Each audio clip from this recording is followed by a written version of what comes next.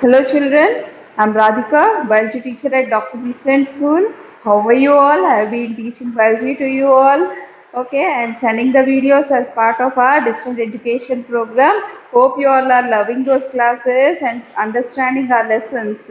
If at all you are learning, please send the response to us. We will feel very happy if you send the response to us. You can tell to your class teachers, send a message to the class teachers. If at all any problem is there, that also you can share equally. Okay, we'd be very happy to solve such problems and help you understanding in a better way. Okay, so as part of that, what we were studying in the previous class, I had explained how to observe the cells of human cheek cells and also that of onion cells. Do you remember? Have you written the activities? Once you come to the school, we shall be carrying out those activities.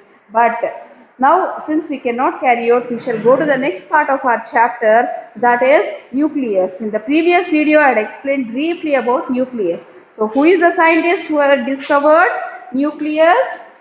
Who is the scientist who had discovered nucleus? So, I write all that under parts or organelles. Okay. So, what are there in the cells? Okay. What are there in the cell? They had a doubt. Among them, the first one they identified was that of nucleus. Only very few we are going to study this year. Next year we shall be studying many more. Among them, the first one is nucleus. Nucleus was discovered by Robert Brown. Where did he discover that? In the orchid leaves. I told that the outermost layer. So, in that he had observed Robert Brown in 1831. Do you remember last year in 7th class we have observed the stomata? Do you remember? We have prepared the slide wherein we have taken the thin layer on the leaf. Do you remember? And we had seen the stomata. So I just want to show that how it could appear in the orchid leaf. Like this we will get randomly the cells would be okay. Like this, in between them, he could see some structures like this. Last year we have carried out this activity.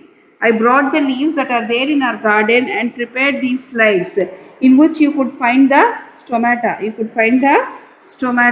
What are stomata? 7th class you have studied. What are stomata? They are the small openings present on the leaves of the cell. Isn't it? Why are they present like that? Why are they present? For what the stomata are present? For what the stomata are present?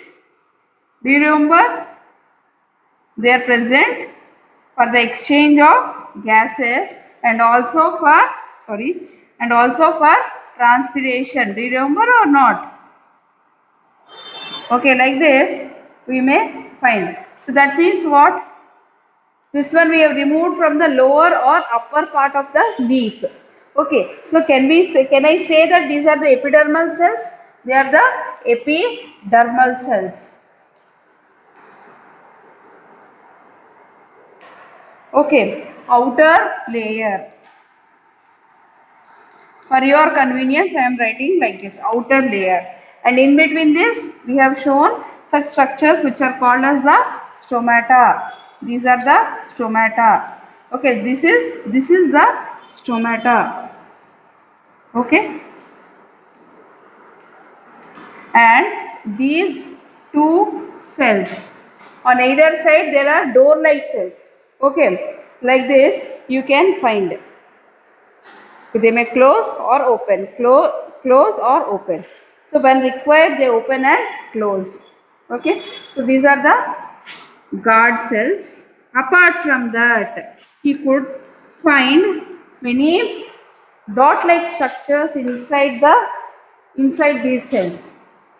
Can you all see these dot-like structures that I am drawing? So those dot-like structures, he said that is the nucleus, most important thing within a cell. In ninth class, we shall be studying in detail about the nucleus. Okay, briefly I would tell the nucleus would store all the information related to the cells. Each and every cell will have a nucleus and it will have the information related to the cell.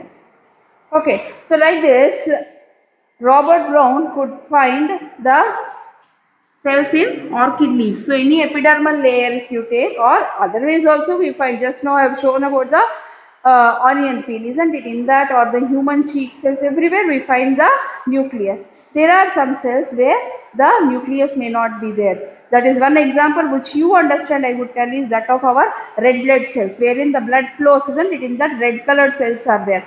So those are the red blood cells which do not have a nucleus. Okay, but most of the cells would be having the nucleus. So like this, you could find the nucleus in the epidermal cells. Okay, and I say that the nucleus contains all the information. Inside the nucleus, there would be a genetic material that will contain the information. More I will tell in another chapter. Okay, for now you should understand. Same thing related to this only, there are two activities, activities 4 and activity 5, wherein he has explained how to observe the nucleus in the onion peel cells and that of the human cheek cells. Okay, these two we shall be carrying out once you come to the school, because the procedure is same as what we have done for that of the cells. Okay, for that of observing the onion cells or the human cheek cells. Okay, similar to that. So I want to carry it out when you come. But one more thing we find here. What is the area that is there surrounding that? Okay, what is the area surrounding that? We have seen this. Okay, human cheek cell, or I shall draw human cheek cells and the onion cells. Then I shall explain what else we can find and what are those structures that we find. Hope you have noted down this one. Okay, you can pause and note down whatever I have written on the board. Okay, nucleus you have written. Apart from that, if you see the onion cells, okay, if you see the onion cells,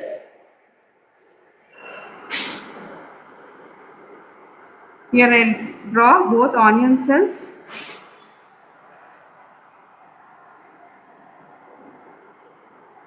Like this.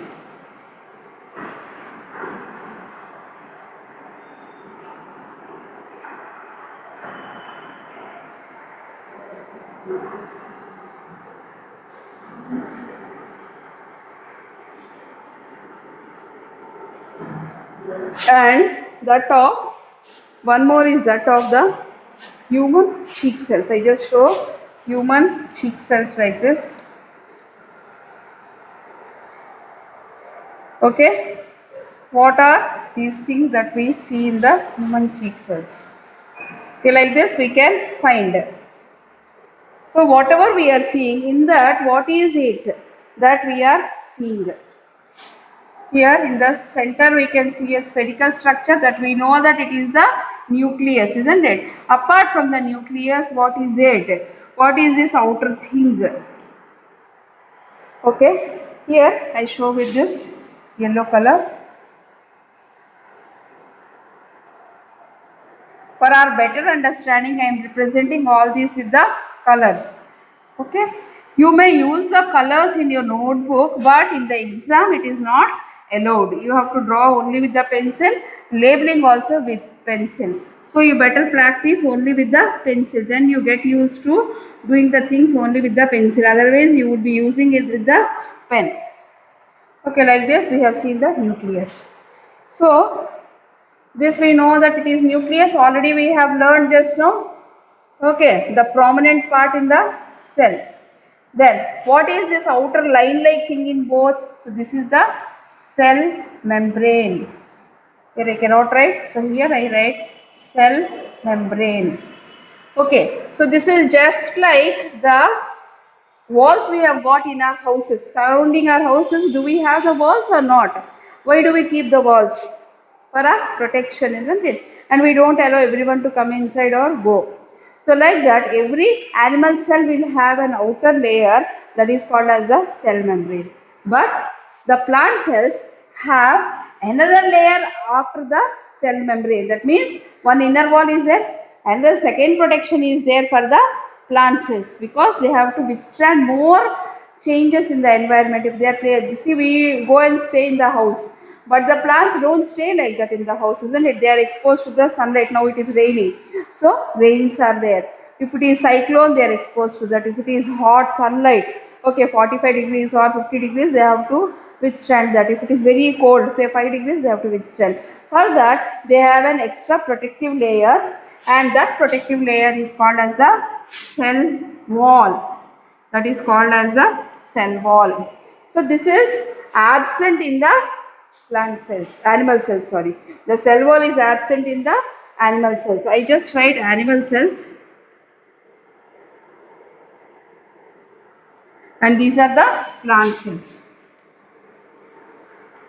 Okay. Inner to that, they may have another layer. That layer is called as the cell membrane. So that means what? The plant cells also have a cell membrane, but the animal cells don't have a cell wall, but they have only a cell membrane, like this, the inner layer. In the slide that we have prepared, it is not very clear.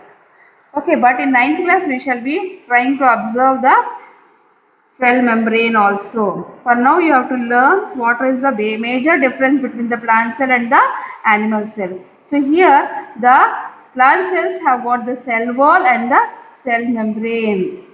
Okay, like this you have seen. The next part that could be there. Here I have drawn for some cells, rest of the cells you may draw. So with the help of a pencil, you neatly draw the diagrams and send the photographs to me. I feel very happy. Okay. Hope you are enjoying. So like this, I have drawn the cell membrane inside the cell wall. Okay, have you all seen? So this I label as the cell membrane. This I label as the cell membrane.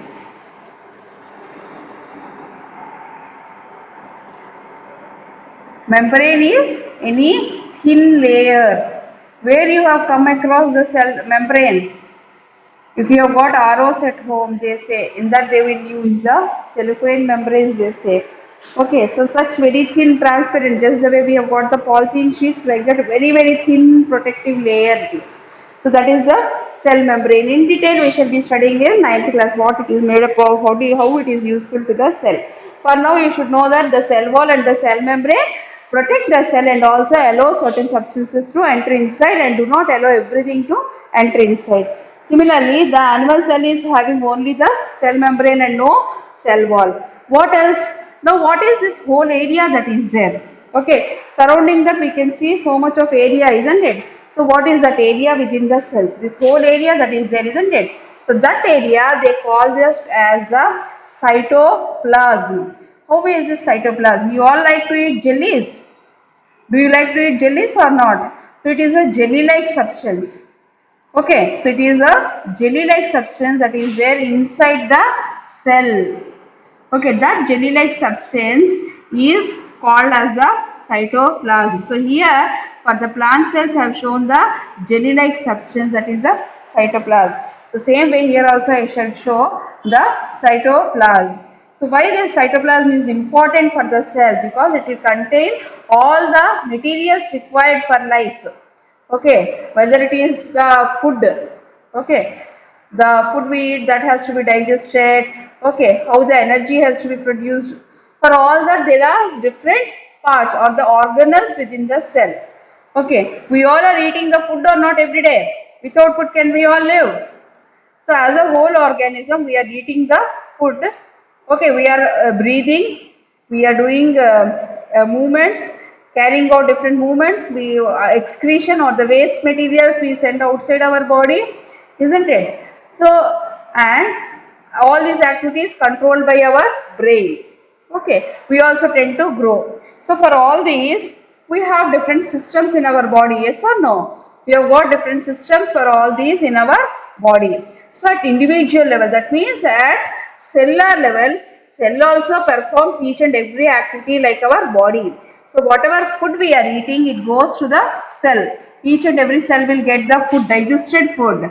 Okay, that food it takes, and the cell produces the energy. The cell produces energy. That energy, with that energy, the cell is able to live. That means what? Each and every cell is also an individually able to carry out all the works. Okay. We as a whole are carrying out. Similarly, the cell on its own is also able to carry out the works. For that, different parts are needed. Like we have got the digestive system, respiratory system and all. Like that, within the cell there are different organelles. And these organelles will carry out such works. About all those organelles we are going to study in class 9. Okay, in class 8 we just study about how they are helping. Okay, only the names. The two only about a few of them we shall learn the names.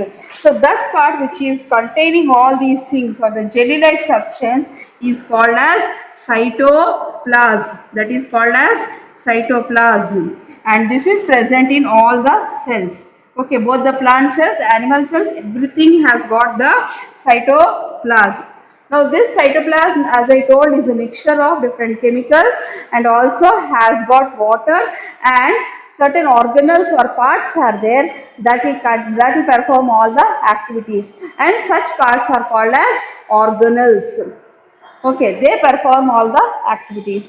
Among them, one most important one that is there in the plant cell is the that is called as a vacuole. Okay, that is the reason we don't find the like this. Okay, if at all we see in the plant cells, most of the area would be occupied by a structure that is called as vacuole. Vacuole comes from the word vacuum, isn't it? It is empty space. But here in case of the plant cells, the vacuole stores the food or water or waste materials. For that, the vacuoles are present in the plant cells but absent in the animal cells. Okay, only in some animals they are present. If they are present, their size is very small. Okay, now that is one more difference. First we have seen that the cell wall is present, first difference. Okay, here cell wall is absent, vacuole is present, vacuole is absent. Apart from that, what else the plant cells have? Plant cells have the capacity to undergo photosynthesis. That means they have certain structures that help in photosynthesis, and such structures we may call as chloroplasts. Okay, so here you can see certain structures. I am representing with the green color. Why with green color? Because they have the pigment chlorophyll, which is green in color. 7th class we have studied in the nutrition chapter. Do you remember or not? Nutrition in plants chapter we have studied about all these things. I had explained in the class at that time. So the green colored pigments are present in the plant cells which are absent. Do the plants undergo photosynthesis? No, they don't undergo photosynthesis. That is the reason the plant cells don't have the animal cells do not have the chloroplast, whereas the plant cells have the chloroplast. So you have to write this as chloroplast. Okay, so there are three major differences between the plant cells and the animal cells. Plant cells have got the cell wall, vacuole and chloroplast which are absent in the animal cells. There are other differences which you shall be studying in higher classes. So please draw these two diagrams. I just give you time. Note it down in the running notes and send a photograph to me.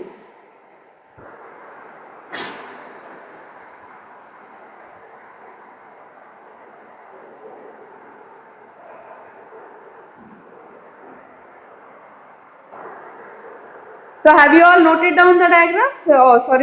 Drawn the diagrams. Very nice. Okay, label nicely in a white paper notebook. Already I have told. Watch the videos. Then we shall be going to the other parts. Now, can we write the definition of cell? Okay. So shall I rub it off? Okay, I shall rub this off. You need to read the textbooks if you have got and underline. Okay.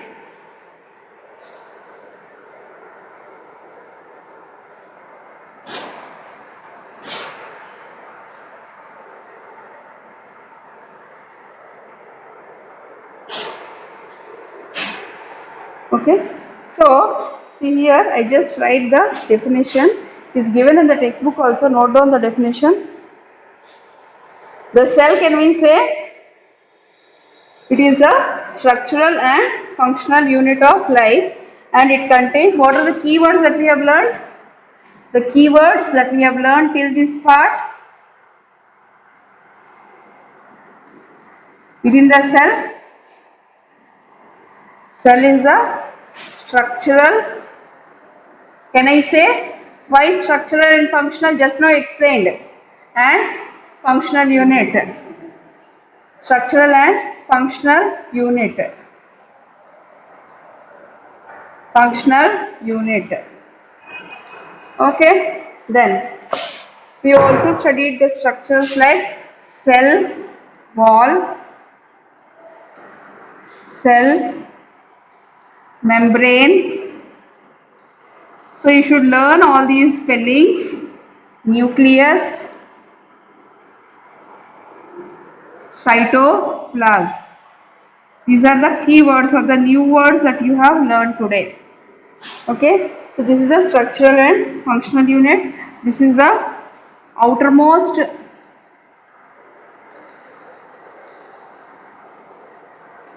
layer of plant cells.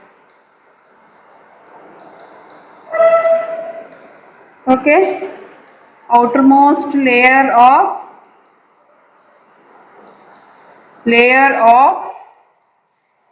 animal cells. Okay, I call it as control unit of cells. Why I call like that? Because it has got all the information. Okay, next one. This is the jelly-like substance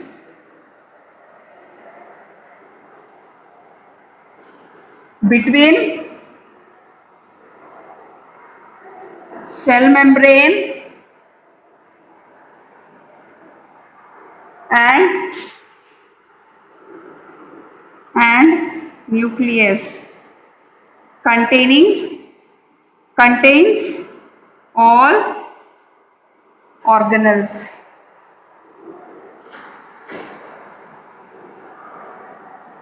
Okay, so these are the keywords that we have learned. Very briefly I have given the explanation of each so that you all can remember. So please note this down and learn. Okay, if you observe the videos, you will certainly like it. Okay children, please send the photographs to me. Thanks a lot children.